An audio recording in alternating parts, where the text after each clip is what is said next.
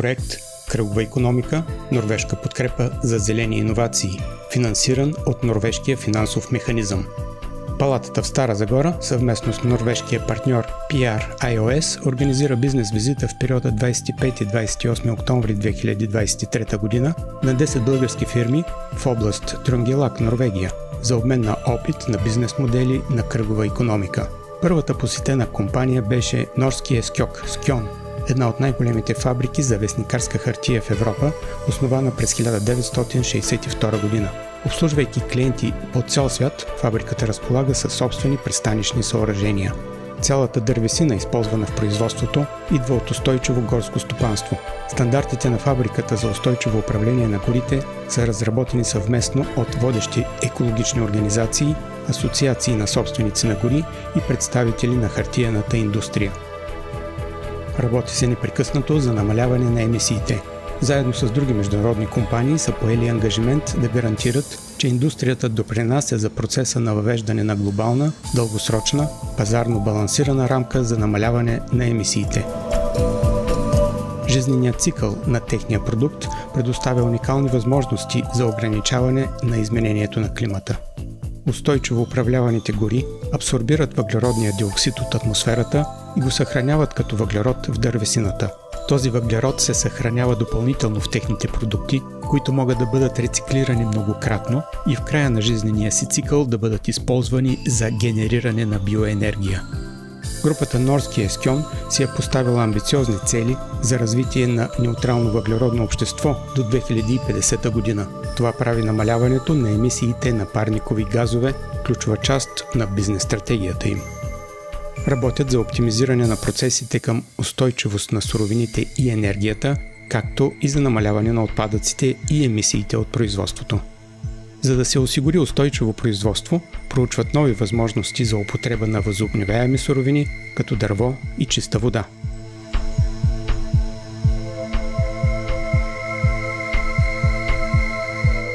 Също така се стремят да използват утайки и пепел за нови продукти и нови кръгови бизнес модели.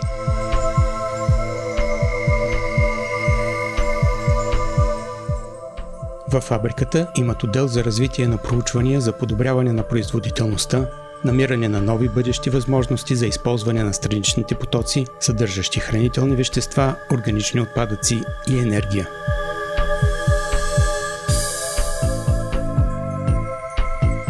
Например, утайките от дървесни влакна и пепел имат добри характеристики за различни приложения и използване. Участват в проекти, които са в процес на изпитание и фаза на внедряване, когато става дума за улавяне на въглерод. Фирма Ocean GeoLoop създава за Norske Skjønn пилотна програма за улавяне на въглероден диоксид от изгорелите газове. Използват и парна турбина за производство на зелена енергия. Получената вестникарска хартия е с много високо качество.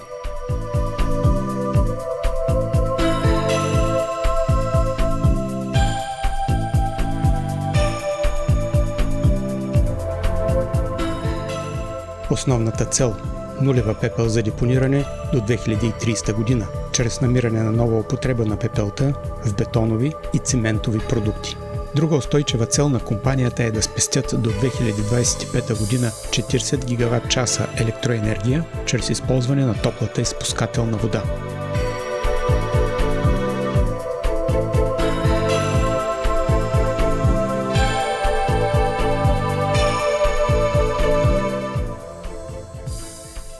Втората посетена от делегацията фирма е Inherit Renovation, общинско-държавна компания, отговорна за събирането и обработката на битови отпадъци и утайки в 9 общини в област Трøndelag.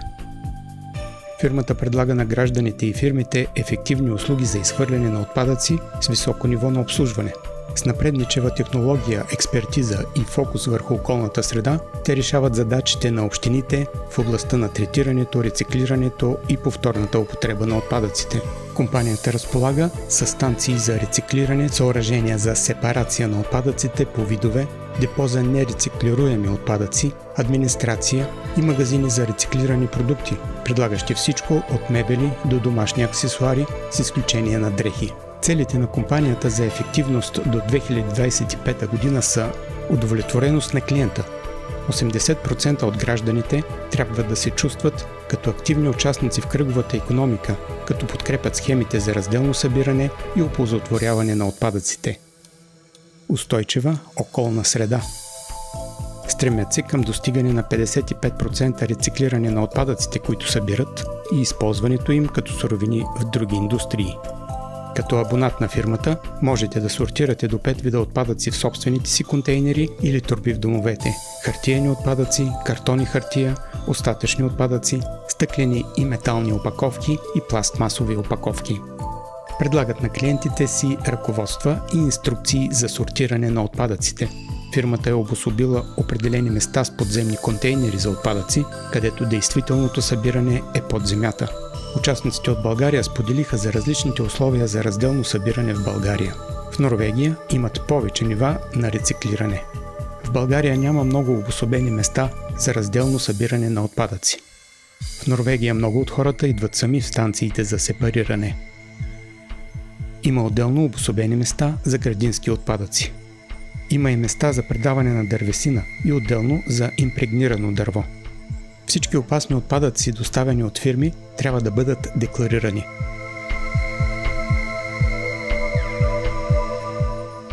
Такива са луминесцентни тръби и енергоспестяващи кружки, всички акумулаторни батерии, бутонни батерии и акумулатори за автомобили.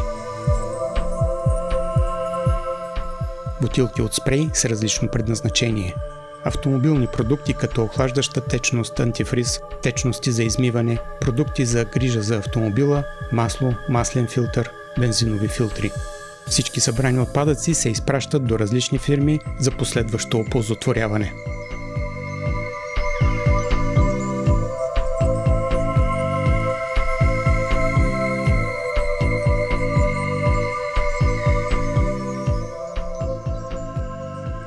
Първият ден на посещението завърши с представянето на норвежкия партньор по проекта Prios Competence. Част от специализираната им експертиза е провеждане на обучения и тренинги. Предлагат собствени разработени инструменти и методи за картографиране на професионалното ниво сред служителите. Prios имат голям опит в областта на иновациите, създаването на нови концепции, проекти и компании. Разполагат с едни от най-добрите консултанти в областта на обучението на стартиращи предприятия. Prios са експерти в разработването на проекти по различни норвежки и европейски програми и схеми за безвъзмездни средства. Участват в няколко научно-изследователски и иновационни проекта.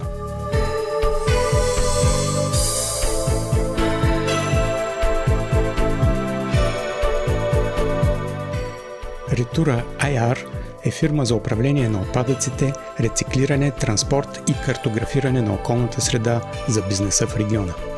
Компанията има подразделения за всеки от 12-те вида отпадъци. Българската делегация се запозна с сортирането на отпадна дървесина и производство на дървесен чипс. Дървесният чипс е раздробена на дребно дървесна биомаса. Той може да се получи от необработена и обработена дървесина. Изходната суровина се събира в контейнери. Оттам отива за обработка в ролков транспортьор и шнеков компресор. Осъществява се контрол на качеството на дървесния отпадък.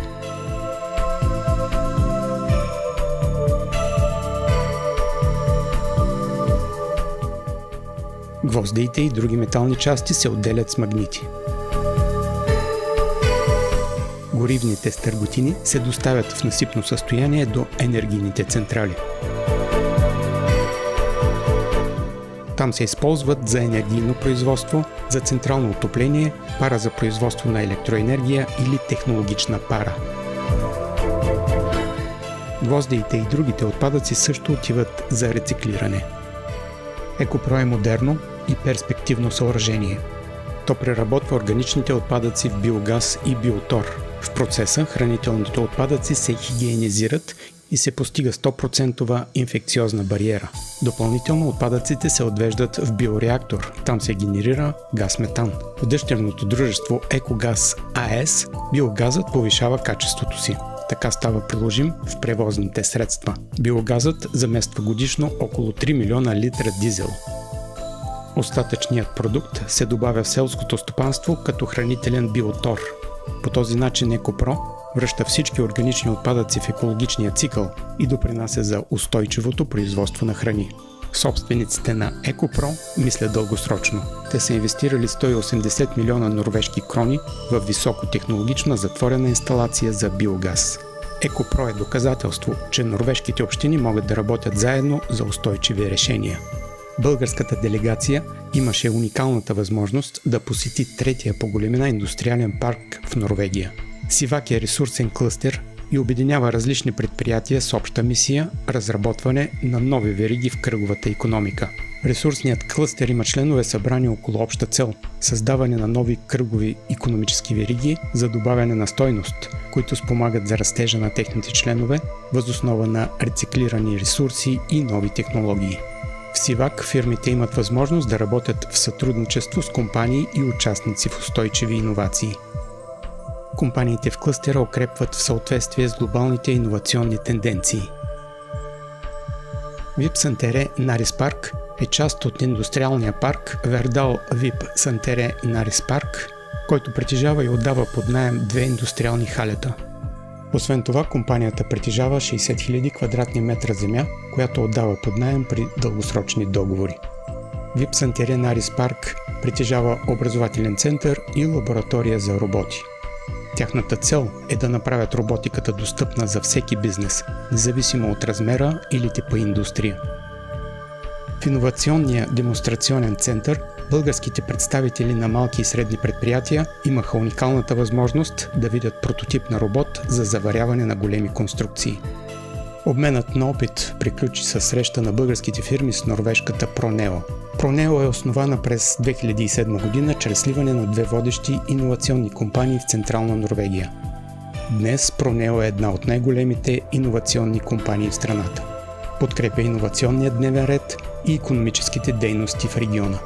Допринася за увеличаване на иновациите и устойчивия растеж на съществуващи бизнеси и стартиращи фирми. Постига го с висока степен на експертен опит, човешки и технологични ресурси и солидни мрежи. Използва новаторски технологии за улавяне и съхраняване на въглероден двуокис. Едновременно с това предлага комплексни решения за отпадъци в контекста на кръговата икономика.